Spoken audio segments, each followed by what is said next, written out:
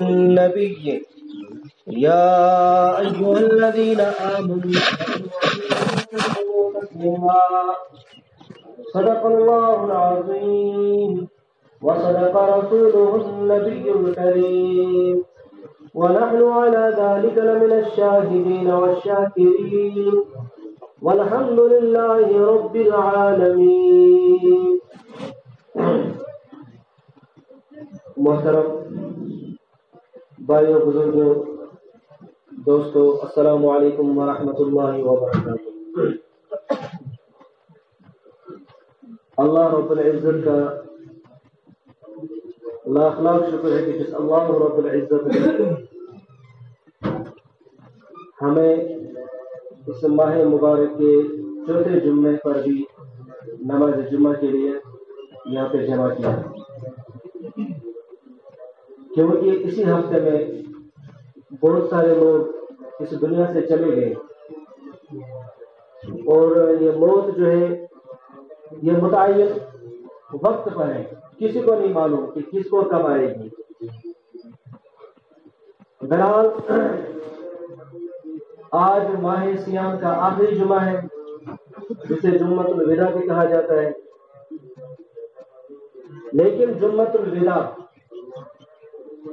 اور شب قدر یہ چیزیں منانے کی نہیں ہوتی ہے. ہم ہماری قوم خاص اس چیز کو مناتے ہیں. جمعۃ الوداع مبارک ہو، شب قدر مبارک ہو، یہ چیزیں حدیث سے ثابت نہیں ہے، بلکہ آخری جمعہ ہے تو اللہ تعالیٰ سے دعا کریں، یا اللہ کہ میرا یہ پورا مہینہ جس طرح حق ادا کرنا تھا اس طرح نہیں کیا، بس حق تلفی فرما، ہماری مغفرت فرما. یہ ہے اس کا مطلب. شب قدر رات بھر بہت ساری تقریریں ہوئی مساجد میں، موبائل کا دور ہے، ریڈیو کا دور ہے، ٹی وی کا دور ہے، سارے سنتے ہیں کہ شب قدر کی فضیلت کتنی ہے، وقت ہوتا نہیں ہے. تو بہرحال یہ آخری جمعہ جو ہے اس میں تمام لوگوں کو چاہیے کہ اللہ تعالیٰ سے دعا کریں، خاص دعا کریں کہ یا اللہ ہم سے جو کوتاہیاں ہوئی ہیں روزہ رکھنے میں، تراویح پڑھنے میں، کلام پاک کی تلاوت میں، ان سب کو معاف فرما، ان کوتاہیوں کو دور فرما. تو یہ ہے مقصد، کیونکہ بہت سارے لوگ چلے گئے، وہ اللہ تبارک و تعالیٰ نے پورا رمضان نصیب نہیں کیا، لیکن ابھی ہمیں آخری جمعہ نصیب ہوا. کیا پتہ آج شام تک ہوں گے نہیں ہوں گے. تو ہمیں اپنے آپ کی اصلاح کرنی ہے، اپنی کوتاہیوں کی معافی مانگنی ہے. یا اللہ ہماری کوتاہیوں کو دور فرما. لیلۃ القدر، دوستو یہ لیلۃ القدر یعنی شب قدر، اس کی کتنی بڑی فضیلت ہے. قرآن نے بتایا، حدیث میں اس سے بہت 40 صحابہ سے اس کا تذکرہ ہے. خود اللہ تبارک و تعالیٰ نے قرآن میں فرمایا، باضابطہ ایک سورت اس کے اوپر ہے، شب قدر کے اوپر. شب قدر کتنی فضیلت والی رات ہے. وہ ایک بنی اسرائیل کا تذکرہ ہو رہا تھا، وہاں پہ ایک آدمی تھا مجاہد، نام نہیں معلوم لیکن مجاہد تھا، وہ جہاد کرنے والا، اللہ کے راستے میں جنگ کرنے والا. 1 سال تک اس نے 1000 سال تک اس نے اللہ تعالیٰ کے راستے میں جہاد کیا. لیکن دوسرے صحابی روایت بیان کرتے ہیں کہ یہ مجاہد رات بھر عبادت کیا کرتا، پوری رات جاگتا تھا، شب بیداری کرتا تھا، صبح اٹھ کے جہاد کرتا تھا پورا 1000 سال. تو جب یہ صحابہ کے سامنے تذکرہ ہوا تو صحابہ نے کہا، یا رسول اللہ صلی اللہ علیہ وسلم ہماری عمریں تو تھوڑی ہیں، کم ہے، تو ہماری عبادت ان سے تو پیچھے رہیں گی. تو فوراً یہ آیت نازل ہوئی، لیلۃ القدر خیر، پوری سورت لیلۃ القدر خیر من الف شہر. یہ شب قدر کی رات جو ہے یہ 1000 مہینوں سے افضل ہے، یعنی 83,000 سال سے افضل ہے. اس شخص سے بھی بس 82 سال 1000 اللہ تبارک و تعالیٰ نے تحفے میں دیا اس امت کو. بہت سارے تحفے اللہ تبارک و تعالیٰ نے دیے اس امت کو کہ آپ یہ عبادت کرو گے تو آپ کو ہزاروں سال کی عبادت کے برابر ثواب ملے گا. بہرحال اس قدر میں اللہ تبارک و تعالیٰ حضرت جبرائیل علیہ السلام اور حضرت تمام جو فرشتے ہیں انہیں اس دنیا کے اندر بھیجتے ہیں اور وہ اعلان کرتے رہتے ہیں، ہے کوئی مانگنے والا کہ میں عطا کروں، ہے کوئی رزق ڈھونڈنے والا، ہے کوئی اولاد چاہنے والا، ہے کوئی شادی ڈھونڈنے والا، ہے کوئی مصیبتوں کا حل چاہنے والا تو میں عطا کروں. لیکن اس رات میں جاگنا ہے، دعائیں کرنا ہے اللہ تبارک و تعالیٰ سے، کیونکہ یہ ضروری نہیں کہ یہ 27ویں رات ہو، یہ 5 راتوں میں سے 7 راتوں میں سے کوئی ایک رات ہو سکتی ہے. اللہ تعالیٰ نے اس چیز کو مبہم رکھا، راز رکھا کہ میں یہ نہ کہوں. حضرت نبی اکرم صلی اللہ علیہ وسلم خود یہ نہیں فرمایا کہ کون سی رات ہے. وجہ یہ ہے کہ لوگ زیادہ سے زیادہ عبادت کریں، تمام 7 راتوں میں جاگیں، عبادت کریں. اللہ تعالیٰ کو یہ چیز پسند ہے. اور افطاری کے وقت اللہ تبارک و تعالیٰ 10 لاکھ لوگوں کو جہنم سے آزاد کرتے ہیں، جنت میں ڈال دیتے ہیں. 10 لاکھ لوگوں کو. اور وہ لوگ ایسے ہوتے ہیں جن کے اوپر جہنم واجب ہوا ہوتا ہے، جہنم واجب ہوا ہوتا ہے، ان لوگوں کو جہنم سے آزادی کا اعلان ملتا ہے. اور یہ پورا 30 سال افطاری کے وقت جاری ہوتا ہے. پورے 30 دنوں میں 30 لاکھ لوگوں کی مغفرت ہوتی ہے. اور جب آخری رات ہوتی ہے، جب عید کا چاند نظر آتا ہے، آخری رات میں اللہ تبارک و تعالیٰ اس سے دگنا لوگوں کی مغفرت کرتے ہیں. لیکن انہیں کی جو اللہ تعالیٰ سے مانگتے ہیں، اور ان لوگوں کی جنہوں نے پوری مشقت کی ہوگی رمضان میں اللہ تعالیٰ کی عبادت کرنے میں، تراویح پڑھنے میں، روزہ رکھنے میں. کیونکہ بہت سارے روزے ایسے ہیں کہ فاقے کے سوا کچھ نہیں ہے. کیوں کہا تھا اللہ تبارک و تعالیٰ نے لعلکم تتقون، تاکہ تم پرہیزگار بن جاؤ. میں نے آپ کے اوپر روزے فرض کیے جیسے تم سے پچھلی امتوں کے روزے فرض کیے گئے تھے، تاکہ تم پرہیزگار متقی بن جاؤ. روزہ سیام نام ہے رکنے کا. صوم کا معنی ہے رکنا. کس چیز سے رکنا؟ کھانے پینے سے رکنا، بری باتوں سے رکنا، مباشرت سے رکنا، گالی گلوچ سے رکنا، لڑائی سے رکنا. اگر ہم صرف بھوکا رہتے ہیں، لڑائی بھی کرتے ہیں، گالی بھی دیتے ہیں، ہم بد اخلاقی پہ آتے ہیں، تو پھر اس کا روزہ نہیں ہے. عزم ہوئے قرآن، کیونکہ رکنا اس چیز کا نام ہے. تو پھر ہمیں روز کیا کہتے ہیں، بھوک کے سوا کچھ حاصل نہیں. تو ہمیں ان سب چیزوں سے رکنا ہے، اجتناب کرنا ہے، تب ہمارا روزہ صحیح معنوں میں روزہ ہوگا. تو اللہ تبارک و تعالیٰ ہمارے روزوں کو بھی قبول فرمائے. اگر کچھ کوتاہیاں ہوئی ہوگی اللہ تبارک و تعالیٰ ہمیں معاف فرمائے. تو وہ فرشتے اعلان کرتے رہتے ہیں. حضرت جبرائیل علیہ السلام سمیت ان کا سردار ہوتا ہے، دنیا میں آ کے وہ دونوں بازو پھیلا دیتے ہیں. ان کے 100 بازو میں 2 بازو پھیلا دیتے ہیں، ایک بازو مشرق دوسرا مغرب. تو حضرت جبرائیل علیہ السلام تمام فرشتوں سے کہتے ہیں جاؤ پوری دنیا میں ہر ایک انسان سے مصافحہ کرو، سلام کرو، اور اگر کوئی دعا میں ہے، نماز میں ہے، تلاوت میں ہے، تو وہ جو مانگے اس سے آمین کہو، جو وہ مانگے آمین کہو. اور یہ پوری رات یہ سلسلہ جاری ہوتا ہے جب تک صبح کی اذان ہوتی ہے. صبح کی اذان کے بعد حضرت جبرائیل تمام فرشتوں سے کہتے ہیں چلو اٹھو کوچ کرو اللہ تبارک و تعالیٰ کی جانب. تو تمام فرشتے کہتے ہیں اے جبرائیل علیہ السلام اللہ تعالیٰ نے کیا معاملہ کیا لوگوں کے ساتھ؟ تو حضرت جبرائیل کہتے ہیں تمام کی مغفرت کر دی، جو لوگوں نے مانا وہ عطا کیا گیا سوائے 4 لوگوں کے. تو صحابہ نے کہا یا رسول اللہ صلی اللہ علیہ وسلم وہ 4 لوگ کون ہیں؟ کہا شرابی کا عادی، جو شراب کا عادی ہو، جس نے عہد کر رکھا ہو میں پیوں گا، ہر وقت پیوں گا. ایک کسی نے پیا غلطی سے توبہ کی، وہ عادی میں نہیں رہتا ہے، عادی ہو چکا ہے، لت لگ گئی، نشہ لگ گیا، وہ ہے اس چیز میں، اور اس کی مغفرت نہیں ہو سکتی. دوسرا ماں باپ کا نافرمان فلا تقل لهما اف ولا تنهرهما وقل لهما قولا کریما. جو ماں باپ کا نافرمان ہوگا، جس نے ماں باپ کو ستایا ہوگا. حضرت علی رضی اللہ تعالیٰ عنہ نے فرمایا کہ اولاد کی آزمائش امتحان تب ہوتی ہے جب اس کا ماں باپ بڑھاپے میں پہنچ جاتا ہے، تب اس کی آزمائش ہوتی ہے. میں نے یہ لاسٹ گزشتہ جمعہ پہ اعلان کیا تھا کہ اس مسجد کو عید کے بعد فوراً تعمیر کرنا ہے. اس میں لاکھوں لوگوں کا تخمینہ لگایا جاتا ہے. تو انشاءاللہ بھرپور معاونت کریں، اللہ تبارک و تعالیٰ ان دلال کو اجر فرمائے. تو دوسرا نافرمان، پہلا شراب کا عادی، دوسرا نافرمان، تیسرا قطع تعلق کرنے والا، رشتہ ناتا توڑنے والا. اگر کوئی بھائی کا نہیں ہے، بہن کا نہیں ہے، رشتہ داروں کا نہیں ہے، ان میں ٹوٹ ڈالتا ہے، خود دوسروں کو کاٹنے کی کوشش کرتا ہے، وہ بھی اس چیز سے محروم ہے. اور تیسرا چغلخور، جو چغلی کھاتا ہو، ایک کی بات دوسرے کے سامنے اور دوسرے کے سامنے تیسرے کی بات. تو اس طرح کی جس کی یہ پالیسی ہے وہ بھی اس چیز میں داخل ہے، وہ بھی اس وعید میں ہے، اس کی بھی مغفرت اس رات میں نہیں ہوتی ہے. اللہ تبارک و تعالیٰ ہمیں ان چاروں چیزوں سے محفوظ فرمائے. اللہ تعالیٰ ہمیں ان چاروں وعیدوں سے ہم سب کی حفاظت فرمائے. تو یہ سلسلہ پوری رات جاری رہتا ہے. اور پھر جب عید کا چاند نظر آتا ہے تو عید کا چاند نظر آتے ہی اللہ تبارک و تعالیٰ فرشتوں کو اس دنیا میں بھیجتے ہیں کہ جاؤ دنیا میں اور ہر گلی، ہر محلہ، ہر راستے پہ کھڑے ہو جاؤ. جو بھی لوگ نکلے گھر سے نماز کے لیے، عید کی نماز کے لیے جو نکلے، تو ان سے کہو کہ آپ کے لیے خوشخبری ہے، جاؤ اللہ تعالیٰ سے مانگنے کے لیے، جاؤ جو مانگنے کے لیے، جو آپ مانگو گے اللہ تعالیٰ قبول کریں گے، جو آپ مانگیں گے اللہ تعالیٰ آپ کو عطا کریں گے۔ کہاں جانا ہے؟ عیدگاہ کی طرف جانا ہے۔ اگر عیدگاہ نہیں ہے، جامع مسجد جہاں پہ عید کی نماز ہوگی وہاں پہ جاؤ، اللہ تعالیٰ وہاں پہ آپ کو عطا کریں گے۔ اور اس رات کا نام رکھا گیا لیلۃ الجائزہ، جو پورا رمضان میں ہم نے روزے رکھے، تراویح پڑھی، نماز، نوافل، قرآن کی تلاوت، ذکر و اذکار، دعائیں، ان کا جائزہ ہوگا اور اللہ تبارک و تعالیٰ ہر ایک کو عطا کریں گے۔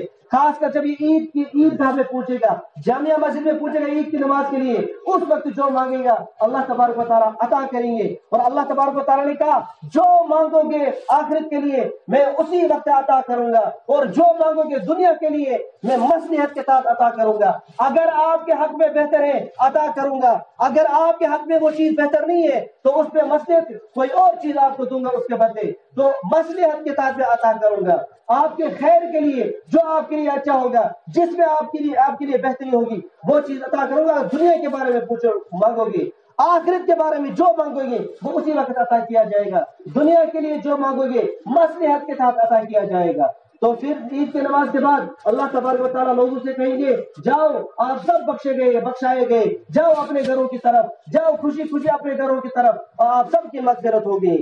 تو عید کی نماز واجب ہے، تو عید کی نماز پڑھنے کے لیے جانا ضروری ہے، واجب ہے، اور وہاں پہ اپنے گناہوں کی بخشش کرانا۔ یہ عید خوشی کا دن ہے، عید کا معنی خوشی، اور دوسرا معنی ہے لوٹ کے آنا، کیونکہ سال میں 2 عیدیں ہوتی ہیں اور 2 مرتبہ مسلمانوں کی خوشی ہوتی ہے۔ اور اسلام نے، شریعت نے، قرآن نے مسلمانوں کو 2 تہوار دیے، عید الاضحیٰ، عید الفطر۔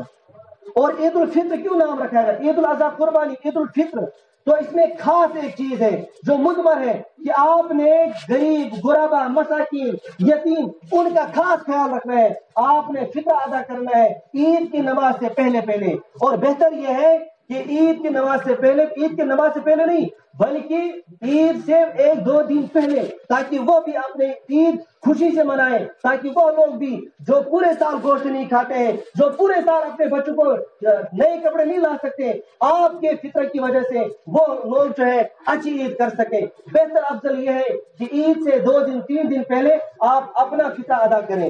اور صدقۃ الفطر کس پر واجب ہے؟ جس پر زکوٰۃ واجب ہے، اور اس پر بھی صدقۃ الفطر واجب ہے کہ جس کے پاس 7.5 تولہ سونا، جس کے پاس 7.5 تولہ سونا ہوگا، یا 52.5 تولہ چاندی جس کے پاس ہے، یا 52.5 تولہ چاندی کے برابر جتنی قیمت ہے اتنا پیسہ اس کے پاس ہے آج کے دور میں۔ اور صدقۃ الفطر کے نصاب کے لیے ضروری نہیں ہے سال کا گزرنا، جیسے زکوٰۃ کے لیے سال کا گزرنا وہ ضروری ہے، اگر سال گزر گیا تو زکوٰۃ واجب ہے، اگر سال پورا نہیں پھر زکوٰۃ واجب نہیں۔ لیکن صدقۃ الفطر کے لیے سال کا گزرنا ضروری نہیں ہے۔ مثال کے طور پر اس وقت 52.5 تولہ چاندی کی قیمت، مارکیٹ قیمت تقریباً 43,000 ہے۔ اگر اس وقت کسی کے پاس 43,000 ہے، اس کے اوپر صدقۃ الفطر واجب ہے۔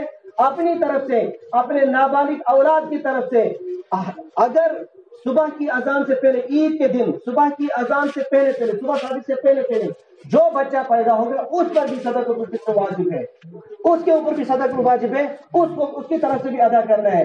اب جو بالغ ہیں ان کے روزوں میں کوتاہیاں، کمیاں، کچھ خامیاں رہ گئی ہو، اس صدقے کی وجہ سے، اس فطر کی وجہ سے اللہ تبارک و تعالیٰ وہ ساری چیزیں دور کرتے ہیں، معاف کرتے ہیں، درگزر کرتے ہیں اور ان کی بھرپائی کرتے ہیں۔ لیکن شرط یہ ہے کہ عید کی نماز سے پہلے ادا کرنا واجب ہے۔ اگر کسی نے عید کی نماز سے پہلے ادا نہیں کیا، عید کی نماز کے بعد ادا کرنا ضروری ہے، لیکن وہ فطرہ نہیں ہوگا، وہ عام صدقہ ہوگا، اس کا اجر و ثواب اتنا نہیں ہوگا جو فطرے کا ہوگا۔ لہذا عید کی نماز سے پہلے صدقۃ الفطر ادا کرنا واجب ہے، تو جو کمی کوتاہیاں ہوگی وہ دور ہوں گی۔ اگر کسی نے عید کی نماز کے بعد ادا کیا تو پھر وہ صدقۃ الفطر نہیں ہوگا، وہ عام صدقہ ہوگا۔ ہاں کسی نے نیت کی ہے، اس نے پیسے رکھے ہیں، صدقۃ الفطر کی نیت کی ہے کہ مجھے یہ دینے ہیں، کسی بھولے کی وجہ سے نہ دے سکا، پھر اس نے عید کی نماز کے بعد ادا کیا، لیکن بھولے کوئی عذر ہوگا، عذر کی وجہ سے، تو اس کا صدقۃ الفطر ہوگا۔ کسی نے جان بوجھ کر نہیں دیا عید کی نماز سے پہلے، پھر وہ عام صدقہ بن جائے گا۔ تو اللہ تبارک و تعالی ہمارے روزوں کو قبول فرمائے، ہماری تلاوت کو قبول فرمائے، ہمارے جو یہ کیا کہتے ہیں ہم نے جو بھوکے رکھے ہیں، یہ ٹوٹے پھوٹے جو ہم نے روزے رکھے ہیں، صحیح معنوں میں ہم اللہ تعالیٰ کے احکام کو ادا نہیں کر سکتے، اور حضرت نبی اکرم صلی اللہ علیہ وسلم کے جو سنت ہیں ان پہ ہم عمل نہیں کر سکے۔ دوستو، یہ ماہ رمضان جب ماہ رمضان کا چاند نظر آتا ہے تو اللہ تبارک و تعالیٰ تمام شیطانوں کو قید کرتا ہے۔ ایک روایت میں آتا ہے کہ سرکش شیاطین، جو بڑے بڑے شیطان ہیں، سرکش جو ہے انہیں قید کرتا ہے۔ دوسری روایت میں سارے شیطانوں کو بند کر دیا جاتا ہے۔ جب شیطان کو بند کر دیا گیا پھر بھی لوگ کیوں غفلت میں ہوتے ہیں ماہ رمضان میں؟ ماہ رمضان کے پہلے 5-6 دن مسجدیں بھری ہوتی ہیں، جگہ نہیں ہوتی، اور پھر 5-6 دن گزرنے کے بعد، 10 دن گزرنے کے بعد وہی حالت ہوتی ہے جو شعبان میں ہوتی ہے، جو عام مہینوں میں ہوتی ہے۔ کیا وجہ ہے؟ جب شیطان ہے نہیں تو کس نے آپ کے اوپر اٹیک کیا؟ تو انسان کے دشمن 4 ہیں، یاد رکھنا چاہیے۔ 4 دشمن انسان کے ہیں، اور چاروں دشمن میں موجود ہیں۔ دشمن مطلب دشمن موجود کیا ہے؟ دال شین میم، دال سے دنیا، یہ انسان کا دشمن، مسلمان کا دشمن دنیا، جو دنیا کے پیچھے لگ گیا وہ دنیا آخرت سے چلا گیا۔ الدنیا مزرعۃ الآخرہ، دنیا آخرت کی کھیتی ہے۔ اور دوسری حدیث ہے الدنیا جیفا وطالبها کلاب، دنیا مردار چیز ہے اور جو اس کا طلبگار ہوگا وہ کتا ہوگا، جو طلبگار ہوگا۔ اس کا مطلب یہ نہیں کہ جو دنیا حاصل کرے گا وہ کتا ہی ہے، اس کے لیے جس نے بالکل دین کو چھوڑ دیا ہوگا، جس نے اللہ کے احکام کو چھوڑ دیا ہوگا، جس نے حضرت نبی اکرم صلی اللہ علیہ وسلم کی سنت کو چھوڑ دیا ہوگا، وہ صرف دنیا کے پیچھے لگا ہوگا، اس کے لیے یہ وعید ہے۔ تو دنیا یہ کس کے لیے دشمن ہے؟ انسان کے لیے۔ شین شیطان جو بند ہے، اور میم مال، یہ بھی انسان کا دشمن ہے۔ نون نفس، اور نفس بھی بڑا دشمن ہے انسان کا۔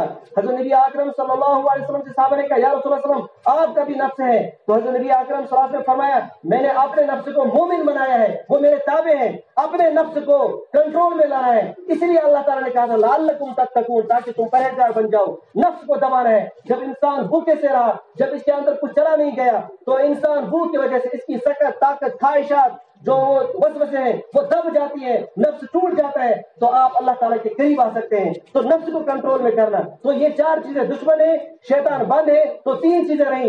وہ 3 چیزیں اس انسان کو غافل کرتا ہے، اللہ تعالیٰ کے احکام سے دور رکھتا ہے، حضرت نبی اکرم صلی اللہ علیہ وسلم کی سنت سے دور رکھتا ہے۔ تو ہمیں چاہیے کہ ہم ان 3 چیزوں کو اپنے کنٹرول میں رکھیں، اپنے قابو میں رکھیں، ان کو بھی مومن بنائیں، ان کو اپنے تابع چلائیں، نہیں کہ ہم ان کے تابع چلیں، تو وہ انسان کامیاب ہے دنیا میں بھی اور آخرت میں بھی۔ تو اللہ تبارک و تعالی ہمیں زیادہ سننے سے عمل کرنے کی توفیق عطا فرمائے۔ وآخر دعوانا ان الحمد للہ رب العالمین۔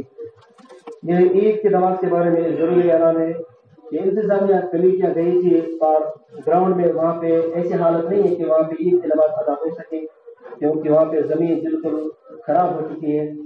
تو اب انتظامیہ نے فیصلہ لیا ہے کہ اس مسجد میں عید کی نماز 7:30 ادا ہوگی، اور مرکزی جامعہ میں 8 بجے ادا ہوگی، اور ہم ہر شہر والی مسجد میں 8:30 بجے عید کی نماز ادا ہوا کرے گی انشاءاللہ۔ یہ ایک ضروری اعلان تھا، اور جتنے بھی یہاں پہ سفراء آئے ہیں ان کے لیے دل کھول کر معاونت کریں، کیونکہ آج آخری جمعہ ہے، اور صدقۃ الفطر ہے وہ بھی ادا کریں، زکوٰۃ، خیرات، زندہ جو کچھ بھی ہے، جس پہلے اپنے گاؤں میں دیکھنا ہے، اپنے محلے میں دیکھنا ہے، کوئی اس کا مستحق ہے اس کو دیں، اگر نہیں ہے تو پھر باقی دور دور کے جو دارالعلوم ہیں، یتیم ٹرسٹ ہیں، انہیں دیں جو باقی کام کرتے ہوں گے۔ میں نے گزشتہ جمعہ پہ بھی کہا تھا کہ کشمیر میں اس وقت ایک سازش چل رہی ہے، باہر سے ان بھکاریوں کو لایا جا رہا ہے، وہ یہاں پہ بھیک مانگتے ہیں، ان کے باضابطہ ٹھیکیدار ہیں، انہیں نہ دیں، بالکل بھی نہ دیں۔ ہاں اگر آپ کو واقعی آپ کے پاس تحقیق ہے، واقعی مستحق ہے اس کی اولاد، تو اس کو دیں، ادروائز بالکل ان کو چندہ دینا بند کر دیں۔ اور سوشل میڈیا پہ آپ کو ویڈیو آتے ہیں، وہ ایموشنل ویڈیو بنائے جاتے ہیں، وہ بھی بہت سارے فیک ہوتے ہیں، ہم اپنا پیسہ بالکل ضائع کر رہے ہیں۔ تحقیق کے بعد، تصدیق کے بعد آپ چندہ دیں تو اس میں اللہ تبارک و تعالیٰ آپ کو بھی اجر دیں گے، تو ان کا بھی بیڑا پار ہو جائے گا۔ وآخر دعوانا ان الحمد للہ رب العالمین۔